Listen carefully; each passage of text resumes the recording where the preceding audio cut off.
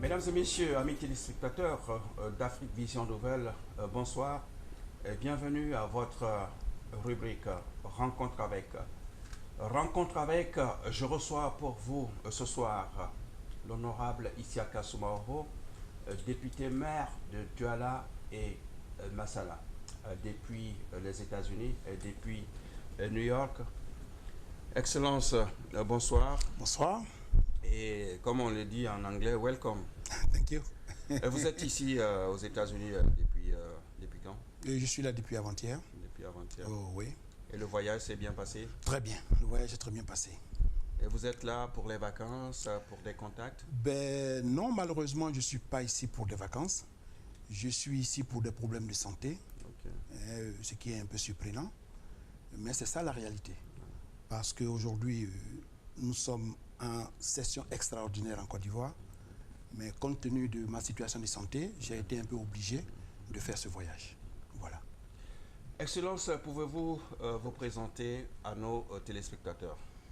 Ben, je crois que vous l'avez dit, je suis l'honorable Isiaka Soumaoro. J'ai ma circonscription qui est Douala et Massala, dans le département de Séguéla, la région du Ourodougou. Dans la région de Ourodougou, vous êtes député depuis quelle année déjà? Ben, je suis député depuis 2011, parce que c'est l'année, ça a été l'année des élections législatives.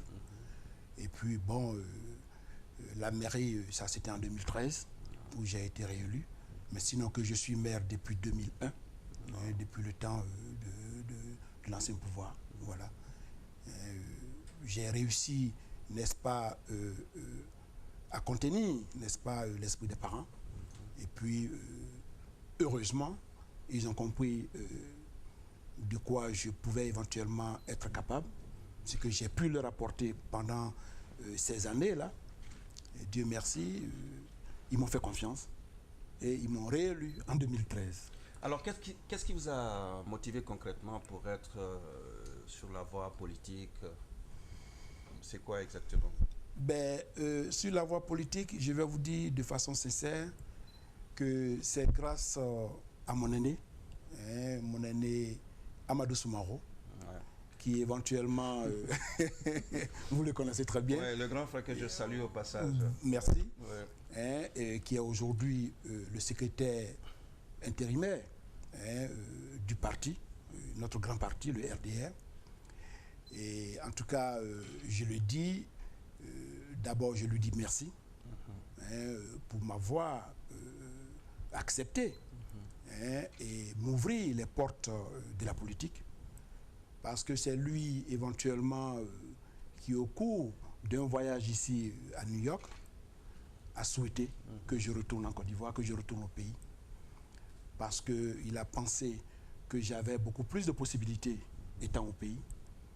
Et je l'ai accepté, je suis retourné.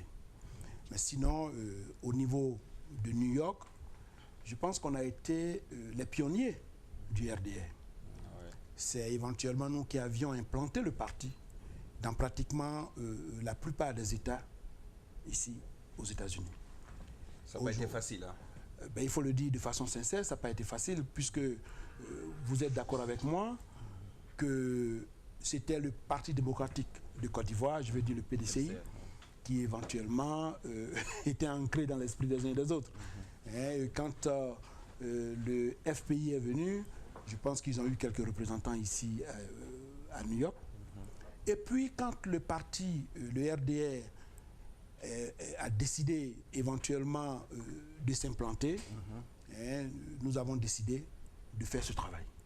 Nous l'avons fait à cœur ouvert, nous l'avons fait avec beaucoup de difficultés, mais heureusement que les parents ont compris qu'il fallait éventuellement se battre pour se faire entendre. Nous l'avons fait, on a d'abord commencé par New York. New York, comme vous le savez, où pratiquement tous nos ressortissants se retrouvent. Et après New York, nous sommes allés dans le Delaware, à Philadelphie, à Washington, DC. Et puis après, bon, les autres États sont venus. Nous sommes allés au Canada, où nous avons eu la possibilité d'implanter le parti. En tout cas, nous avons fait un travail colossal avec d'autres frères De passage... Vous pouvez citer des noms. Oh, absolument. Il y avait Ben Mewe, qui était éventuellement le délégué général. Malheureusement, paix à son âme. Paix à son âme, parce qu'il avait pratiquement tout mis dans ce parti. Il s'était donné pour ce parti. Mais Dieu ne lui a pas donné longue vie. Il a succombé. Et nous avons continué avec Kamara Enza, qui est aujourd'hui, lui, le délégué du parti. Donc, je pense qu'il est éventuellement en train de faire en sorte que le parti continue. Que le parti continue. Et nous sommes retournés au pays. Comme je vous l'ai dit, par la grâce d'Amadou, moi, je suis parti. Et je suis devenu d'abord maire et par la suite député. Donc, voilà un peu l'histoire du RDR aux États-Unis. Et pendant toute cette période ici, quel est l'événement qui vous a le plus marqué au cours des marches, au cours d'une réunion, au cours des rencontres? Qu'est-ce qui vous a marqué véritablement?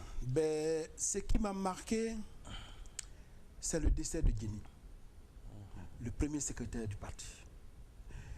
Parce que nous, on attendait Guéni aux États-Unis, plus particulièrement à New York. Guéni devait venir, il devait faire un voyage. Et puis par la suite, nous avons appris qu'il était malade. Et le voyage n'a pas eu lieu. Et ça m'a marqué. Ça m'a beaucoup marqué. Ça m'a vraiment marqué. Parce que nous nous sommes dit que ça devait être le clic. Parce que d'abord, on a fait un travail colossal sur le terrain. Et au moment où le dirigeant même, l'homme même du parti devait venir pour éventuellement galvaniser et dire aux uns et aux autres que voilà le parti, voilà ceux qui ont pu implanter le parti aux États-Unis. Malheureusement, ça n'a pas eu lieu. Et ça, vraiment, ça m'a marqué. Ça m'a marqué. Mais sinon, comme vous le savez, ce parti, nous avons éventuellement mis un long temps. C'était la longue marche pour réussir, pour faire en sorte que les uns et les autres acceptent ce parti. Ça n'a pas été facile. Et puis, le président lui-même est arrivé. Là encore, vraiment, ça a galvanisé les uns et les autres. Vous parlez du président, c'est son Excellence Alassane Dramane Ouattara. Voilà. Quel regard portez-vous sur cet homme? Votre première interview ici avec Ballos, vous aviez évoqué quelque chose. Absolument, en son temps, je disais qu'il fallait que les Ivoiriens comprennent que c'était un moment où les Ivoiriens devaient prendre une décision. Parce que vous savez, l'être humain vieillit.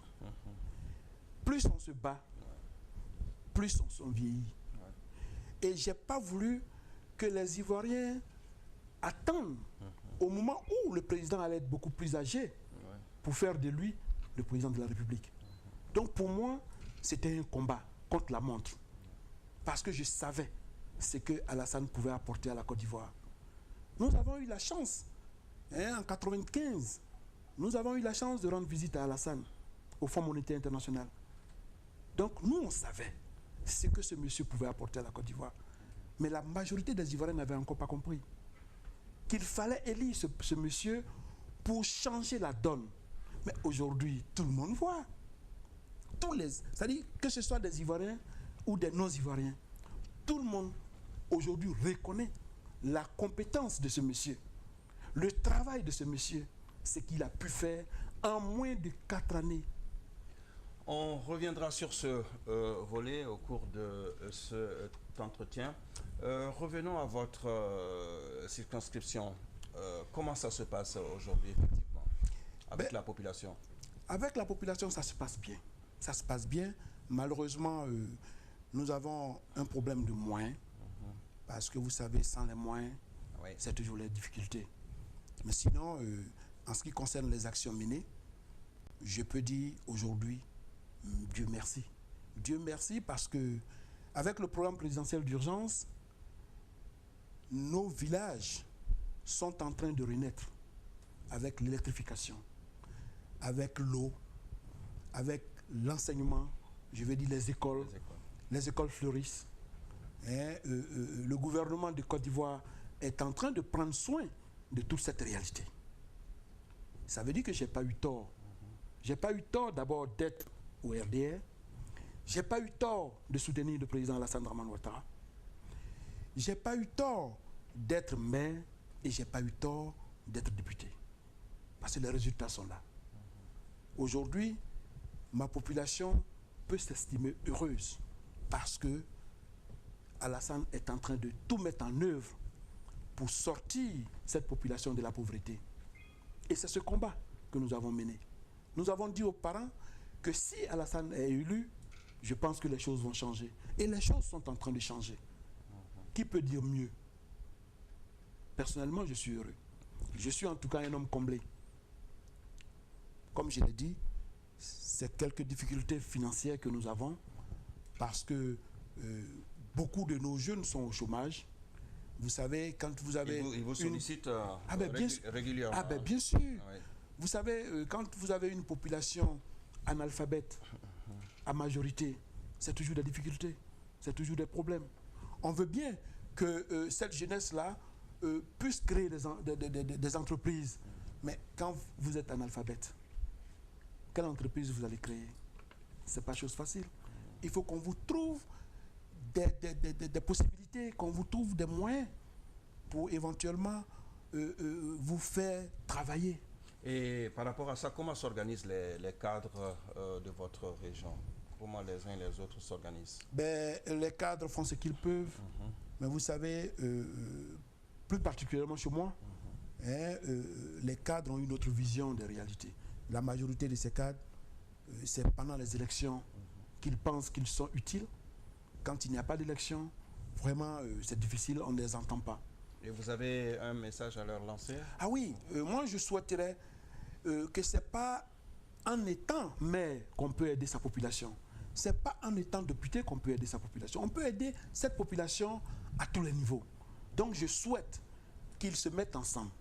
Parce que l'élément le plus important, c'est l'entente. C'est l'entente. Quand il y a l'entente, beaucoup de choses peuvent se passer. Il faudra qu'eux comprennent qu'ils doivent venir en aide à cette population. Hormis la présence du maire, hormis la présence du député, eux, en tant que cadres, peuvent amener beaucoup à cette population. Et je souhaite qu'ils s'y mettent. Je souhaite qu'ils s'y mettent. Entre-temps, j'ai appris que c'est une zone où il y a beaucoup de diamants. Est-ce que c'est vrai? Ben oui, malheureusement. Alors, je me dis quelque part, s'il y a beaucoup de diamants, les retombées doivent revenir à un moment donné à la population. Comment se fait-il? Oui, c'est vrai. Cette population, elle a souffert. Vous savez, c'est une zone diamantifère depuis le temps colonial, depuis le temps d'Oufoué. Vous comprenez, malheureusement, ils n'ont pas eu de retombées. Mais je pense qu'avec l'avènement du président Alassane Ouattara, les choses sont en train de changer. Parce qu'ils prennent en compte, n'est-ce pas, les réalités de nos populations. Surtout cette pauvreté. C'est ce combat qu'il est en train de mener. Il est en train de ressortir cette population de la pauvreté. Donc, personnellement, je pense que si on avait la possibilité d'implanter une usine, parce que c'est souvent ça, quand il n'y a pas d'usine dans les zones, pour éventuellement faire travailler les uns et les autres, c'est très difficile.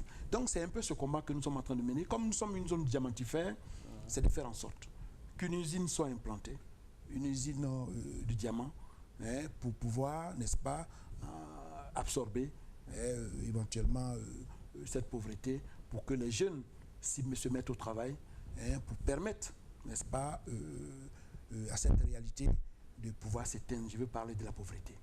Voilà.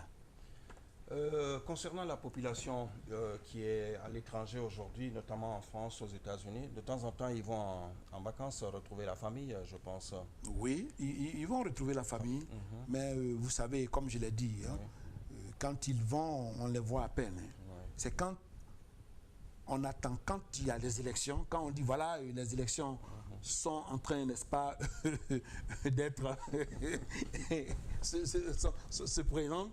Quand les élections se présentent, c'est là vraiment ils ont cette motivation parce que chacun veut être maire, chacun veut être député. Vous savez, c'est un peu ça. Et c'est pour cette raison que j'ai lancé ce message tout à l'heure pour leur dire qu'on ne doit pas attendre cette période-là. On ne doit pas attendre cette période. Parce que nos populations ont besoin d'être entretenues. Cette population a besoin d'aide, surtout venant de l'extérieur. Donc je pense que quand ils viennent, il faut qu'ils pensent à cela, hein, qu'ils essaient d'aider cette population pour sortir, n'est-ce pas,